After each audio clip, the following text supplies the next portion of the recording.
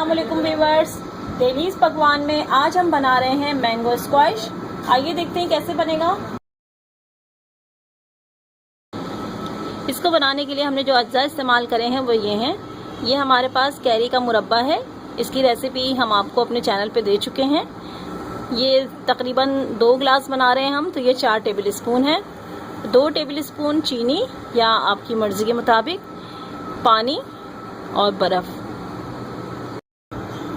सबसे पहले कैरी के मुरब्बे को ग्राइंडर में डाल के अच्छी तरह ग्राइंड कर लेंगे। अगर पानी की ज़रूरत हो तो पानी डाल देंगे। अब इसमें पानी डालेंगे, चीनी डालेंगे और आइस डाल देंगे। अगर आपकी ग्राइंडर की मशीन हैवी है और आइस क्रैश कर देती है तो मोटी डाल दें, नहीं तो आइस को अच्छी तरह से बारीक करके डाल दें।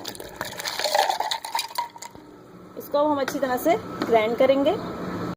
तमाम चीज़ें अच्छी तरह ग्राइंड हो चुकी हैं और ये हमारा मैंगो स्क्वैश तैयार है।